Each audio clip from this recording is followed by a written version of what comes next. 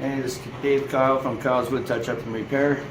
I'm just going to demonstrate a little filling technique that you do in veneer work to hide your seams and blend them all in so everything turns out perfect. It also includes your edge tape to your main face. So what I do is I get some tape and go on the one side like this, just on the edge, just where the little tiny crevices go down, and I just leave a little hair of a space more. So I'm going to do that. I'm going to mask this side now.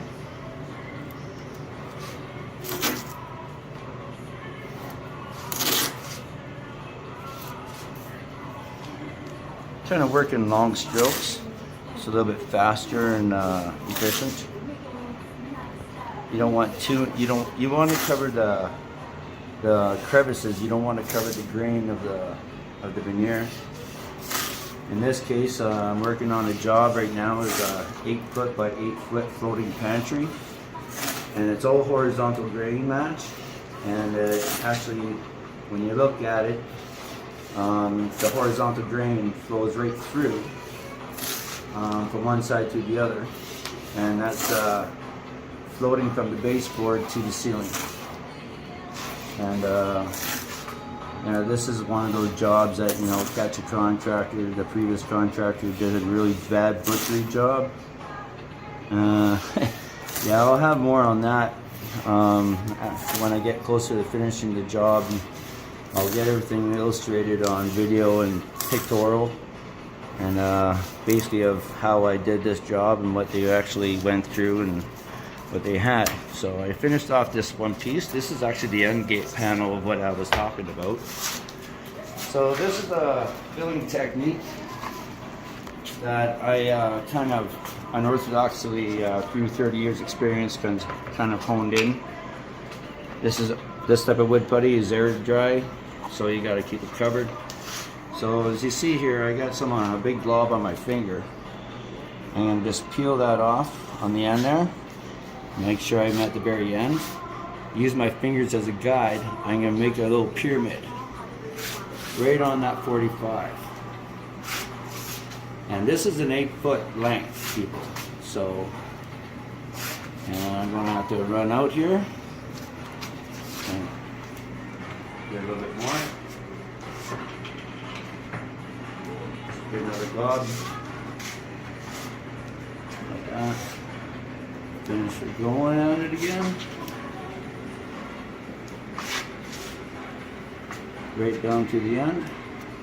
Now I'm going to get my finger and I'm going to push it into those little pits, and right on that corner edge. So why are you pushing it into the pits itself? Well, if you don't, when you go sand it out, some of those pits might actually fall out and you'll have little pits still. The putty will fall out if it's not perfectly pushed in. And this is just a sure way to do it. So why are you going over it a second time, Dave?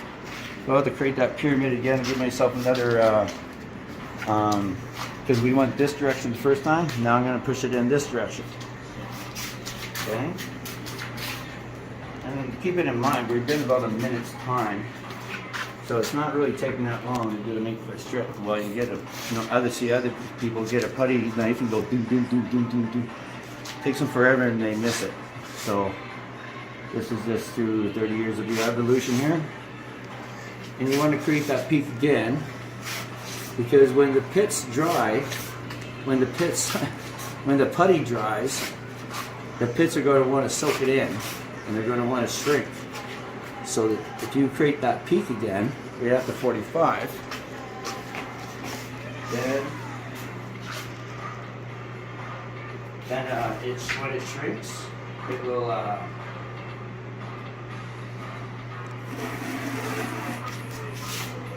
how to do that part, I forgot about that. But anyways, it's going to give it that shrinkage space. So I see that you're taking the tape off right away. Is there a reason for that? Yeah, so that if you don't do that, you have a probability of somehow it could pull out your putty. So if you see, it's right on that 45. You're recreating that 90 degree. And then when it shrinks down, it's going to have still enough putty on there. So when you do your block sand, in this case, especially on the horizontal grain, because I have to go with the grain. So I'm going to have to make sure that it's all nice and evenly sanded. And when I do that, I'm creating that 90 degree. And then when I do more orbital sanding on this face, it's going to create a 90 degree. Then you're going to see later on, I'm going to sand it down, and it's perfect every time. Every time I'll show you this technique of sanding this down, and you can take this to every door, every drawer front, every piece of cabinet making that you can think of. It all works out the same.